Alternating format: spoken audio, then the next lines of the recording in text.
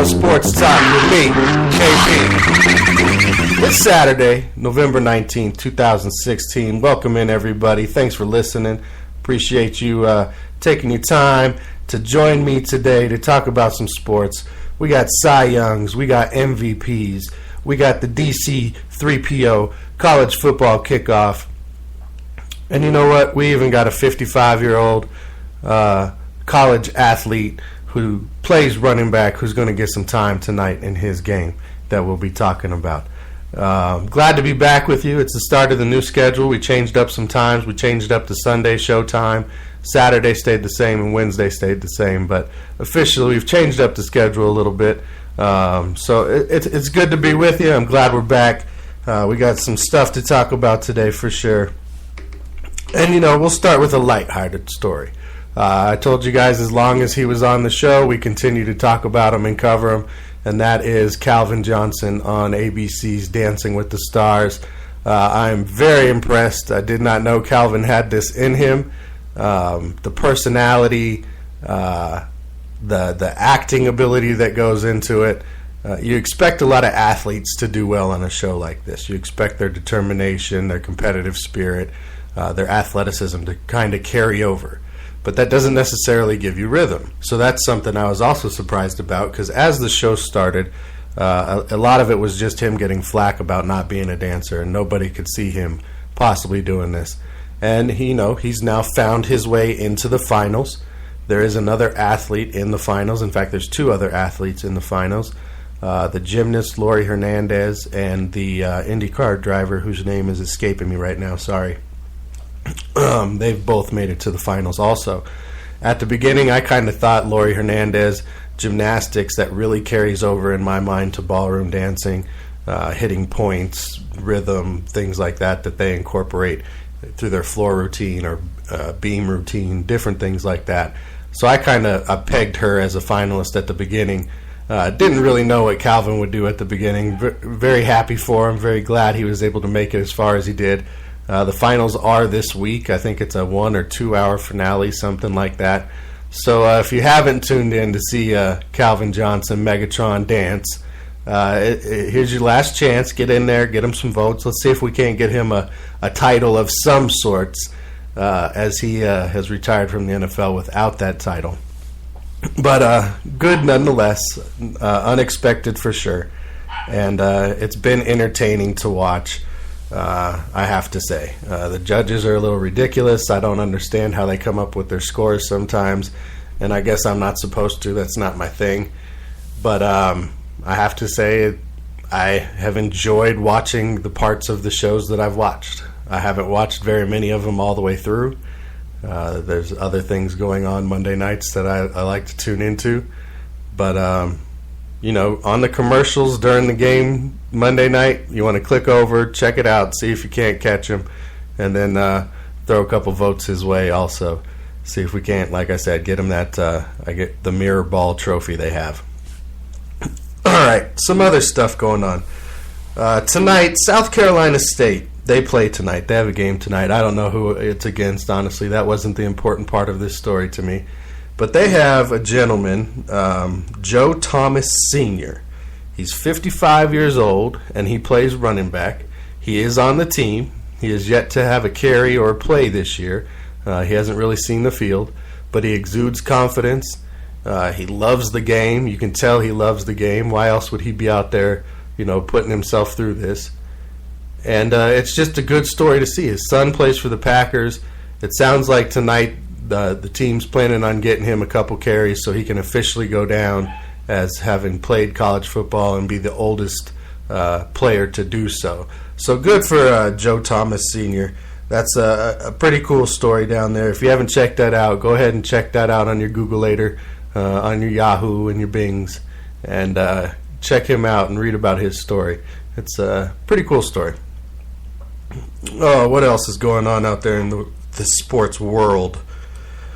Have you guys seen this video going around, the soccer fans with the arrows?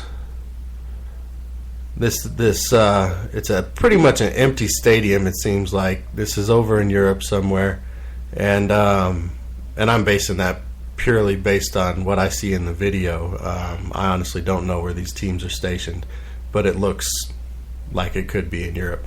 And their team hadn't scored in something like 5 games. So you have this large group of fans who all have these giant cutout arrows, and they're running through the empty stands as the ball changes sides of the field, and they're pointing all their arrows at the goal while their team's on the offensive end. It's hilarious. You have to watch this. There's been memes and suggestions since this video hit the net that the Cleveland Browns fans should start doing this and showing their team where to score.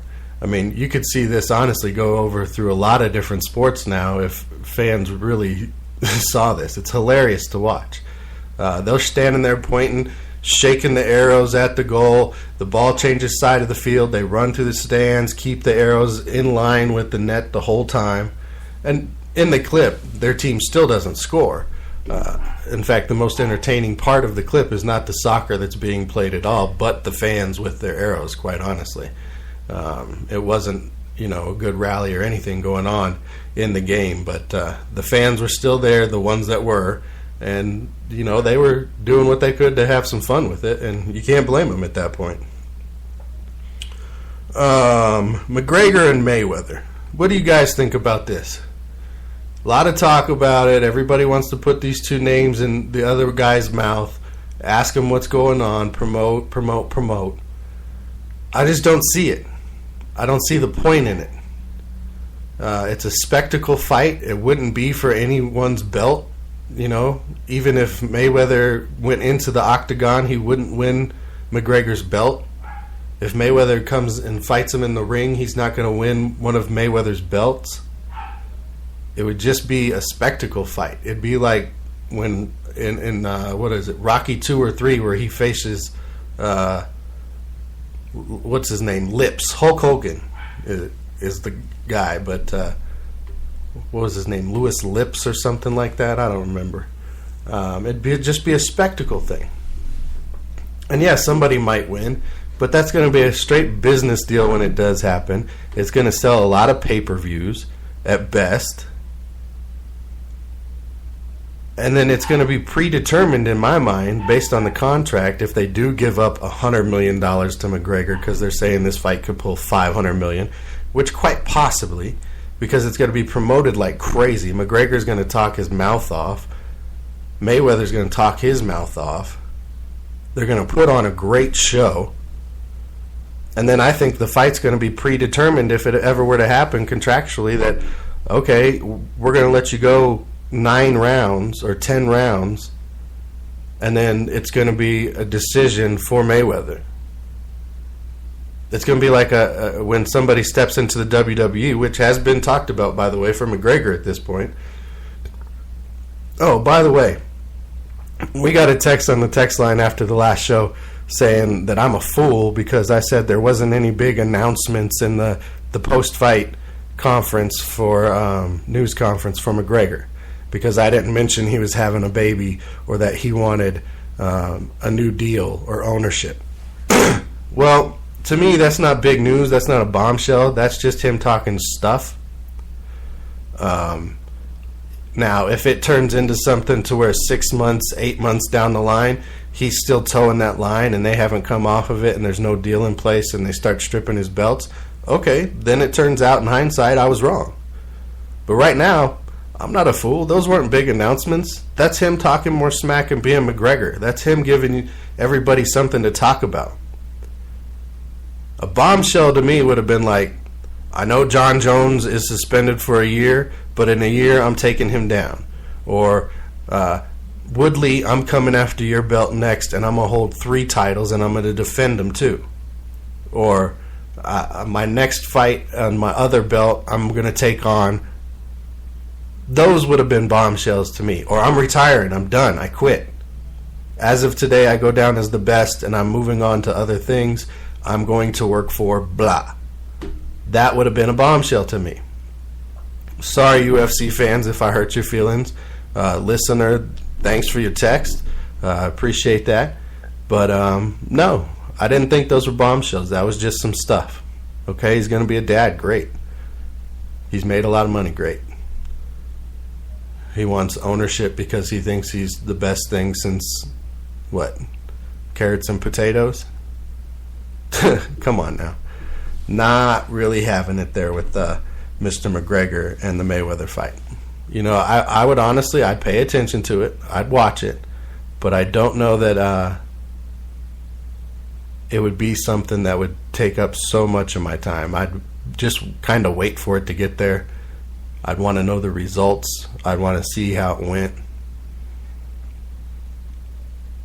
But I just have a feeling that if it happens, it's going to be a predetermined, contractual, staged show. Like a rehearsal. Like a WWE sports entertainment thing. Physical as it may be, still predetermined. Oh, did you guys see the Thursday night game with the Power Ranger Saints and the blue Carolina Panthers? Carolina went up big early. New Orleans had that comeback in the fourth quarter, put up 17, tried to get back in it, just didn't have enough, waited too long to get it going. But the story out of that game was Luke Kuechly. Seeing him sitting on the field, it made me think, oh no, he's not crying because he's hurt or he's in pain. He's had now a history with concussions. In back-to-back years, he's suffered a concussion. He was out 2 or 3 games last year with the concussion he got. And with the focus that has been on concussions in recent history, I can only imagine that the reason he was so emotional on the field was because he understands the magnitude of what had happened. He loves the game. It's something that's very important to him. He might have had private conversations with his family or his close group that, if something like that happens again, I think I'm going to call it quits. And those thoughts might have crept into his head at that moment, going, oh man, I don't know if I can keep getting these concussions like this. I mean, how often do you see a guy have to be carted off the field for a concussion? They almost always at least walk off with trainers and somebody helping them to the sideline. So that shows you maybe the magnitude or how it was feeling at that time. Not only the emotion caught him up, but maybe he was still out of it a little bit. Maybe his limbs hadn't come all the way back to him yet. He got hit right in the chin. He took the full front of the blow, and as he was coming back, he got so, all right, let's get to the DC college football kickoff. All right, hey Chris, how you doing, sir? Doing well. Good. Glad you could call in this morning.